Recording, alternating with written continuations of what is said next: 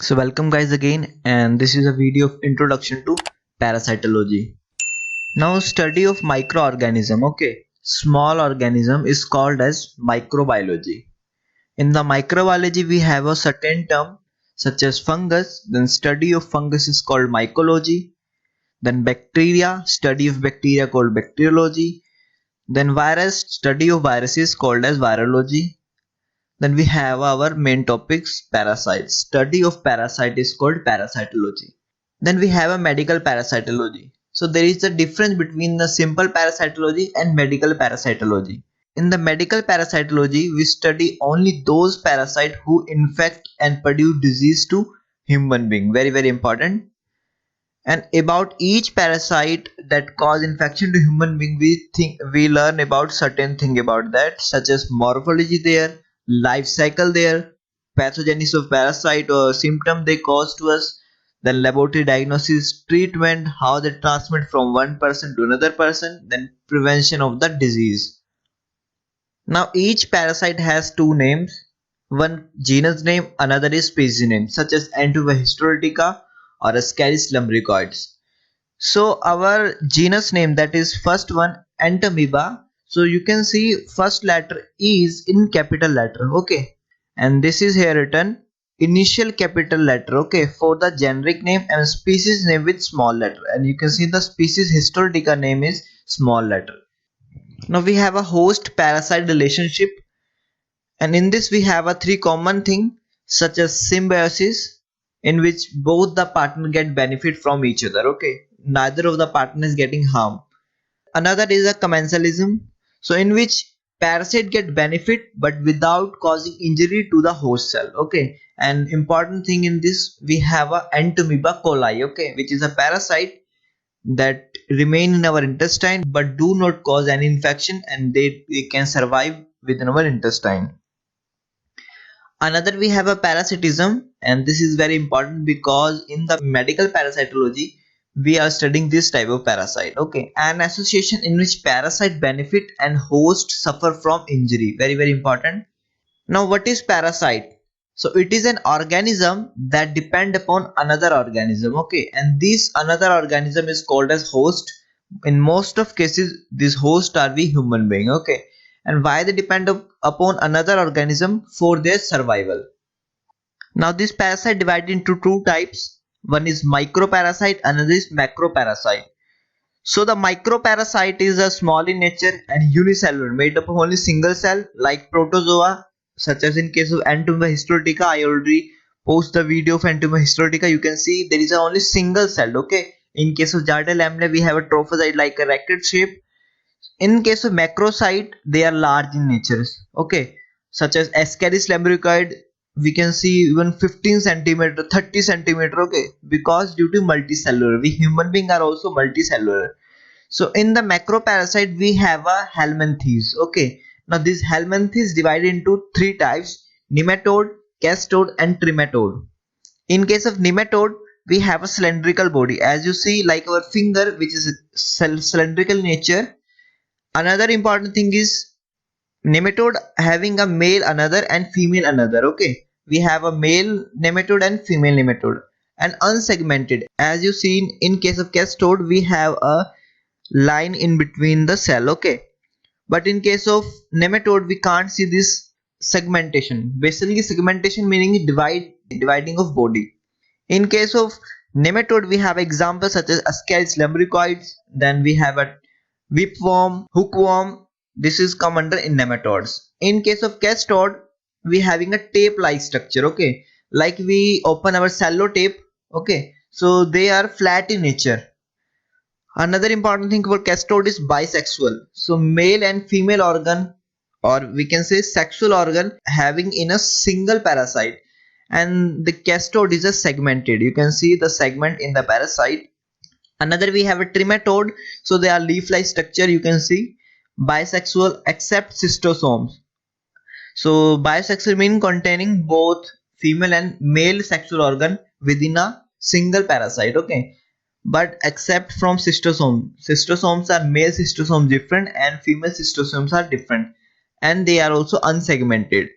So only the segmented one is castode, they are tape-like structure. So very important, please remind this carefully. Now classification based on endoparasite and ectoparasite. Endo means inside.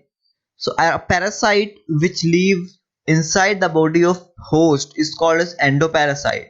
And we have a protozoa that live inside our intestine, and helminthes also live inside our intestine. Some of can live in blood or other organ, okay, but although they are inside the body. A parasite which lives outside the body of the host cell is called as ectoparasite, okay. Now ectoparasite lies in our hair, okay, and tick in the dog. So these are the ectoparasite, they live outside the body. Another, we have a classification based on habitat, so where they live. First one is obligate parasite. Obligate means compulsory. So these parasite necessary or compulsory require a host for their life cycle. In case of facultative parasite, so these are the parasite which may live outside the host, or in case of opportunity they cannot also enter into the host. So they can live both life, free from parasite and within parasite. Another, we have an accidental host. So as the name suggests, accidental, so they come by accident into the human body, okay, such as in case of Echinococcus granulosis, which is a parasite of dog called as dog tapeworm. But children are very affection towards the dog, so they get infection. So these parasites called accidental parasites. Another, we have aberrant parasite. So these are the parasite, they can attack the host but they cannot survive in the host or cannot develop further from larva to adult stage, okay. Another, we have a host, very important, because we are the host for the parasite. An organism which provides stay to the parasite, provide the nourishment and shelter to the parasite. So we are human being and we giving the shelter and nourishment to the host for their living. So hosts are two type, definitive host and intermediate host. In the definitive host, we see the adult stage of parasite, okay. Then sexual reproduction of parasite also occur in the definitive host. In mostly cases, definitive host is always man, okay, human being. But few are exceptional cases where the female anosphelos, such as in case of mosquito, it become a definitive host. Intermediate host, just alternative to definitive host. So here we see the larval stage. Here we also see the asexual case. In the definitive we see the sexual stage. So they are just alternative to each other. And in the intermediate stage, always the host is except from the man, but the man is also intermediate host in few cases, such as in case of malaria, man is intermediate host and female anopheles is definitive host. Another, we have a type of host. So vector, such as a malaria is act as vector host. So they transport one person to another person, plasmodium, okay, and cause a malaria infection. Culex mosquito also. And we have a parentenic host. So these are the hosts where the aberrant parasite enter, okay, because in this host larval stage of parasite survive but does not develop further, okay. So larval to adult stage cannot develop in this parentenic host. Another, we have a zoonosis. As the name suggests, zoo mean we get the infection from the animal, okay. So they are the host who get infection from the animals, such as in case of Tenus saginata and Solium, human can get infection from directly or indirectly from the pork or beef, okay. In case of Echinococcus granulosis, a man get also infection from dog. So these come under zoonosis, okay. Another, we have a reservoir host. So they are the hosts that reserve the parasite within, and they can cause infection to directly to another person, such as from male to female or vice versa during kissing, sexual intercourse, or even they get auto infection, okay. While the parasite in the body, they get into inactive stage, and after some time they get active and again infect to that host, called as auto infection. Another, we have a source of infection. So we get infection from contaminated soil, okay. If we eat a food that is contaminated with soil, so we can get infections such as Ascaris lumbricoides, Trichuris trichuria.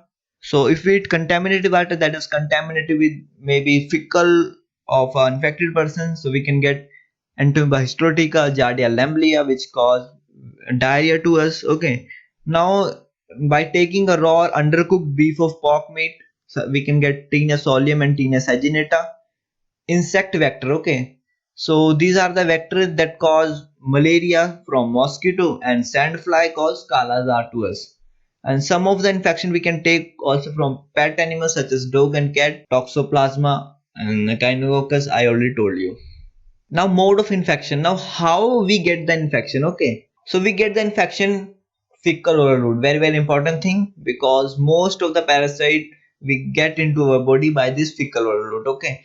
So oral transmission, which is the part of fecal oral route, common method for transmission, okay, because we eat food, water mostly, and we can affect with this parasite. Another is skin transmission, okay. So in this we can get parasite by skin penetration, such as in case of hookworm infection, where the larva enter into our skin if we walking on a contaminated soil. Another is vector transmission. So many parasite disease that transmit by the bite of some insect, such as malaria from the bite of female Anopheles mosquito, and filariasis by the bite of Culex mosquito. Another, we have a direct transmission. So parasitic infection may be transmitted by person to person by direct contact, kissing, or by sexual intercourse. Especially in case of sexual intercourse, we have seen commonly trichomoniasis, parasitic infection. Another, we have a vertical transmission, where the parasite goes from mother to fetus via placenta. Okay, so malaria is very common. And another, we have a toxoplasmosis, which is called as congenital toxoplasmosis. Iatrogenic transmission. So iatrogenic, basically if we take an infection from the hospital, parasitic infection from the hospital, maybe during surgery by the surgeon or anything, but directly from the hospital, called as iatrogenic transmission. So type of life cycle, we have a direct life cycle and indirect life cycle. In case of direct life cycle, only one host is required for the further development of any parasite. That is called as direct and simple life, because only one host needed. Now another is the indirect life cycle, where we require more than one host, okay. One is final host, another is intermediate host. Final host also called as definitive host. We also call this complex life cycle because we need two hosts. Another is pathogenesis. When the parasite enter into our body make antibody against them, and which will lead to cause some redness, or we also say allergic reaction to our body. And in some cases, such as in hookworm infection, when the parasite take entry from our bare foot, so we can see some bleeding, and finally trauma. So these are some pathogenesis. Another, we have a laboratory diagnosis. So in the laboratory diagnosis, we diagnose with either microscopically or macroscopically. Macroscopically mean with the naked eyes, or microscopically with microscope, okay. First one is blood. So we can make a blood film to diagnose such as Plasmodium vivax species and Wucheria bancrofti. Another, we can also examine stool. We can examine stool with macroscopically to identify whether the stool texture is what type, okay, smell of stool, okay, and whether the stool containing blood or not, mucus, maybe fat or not.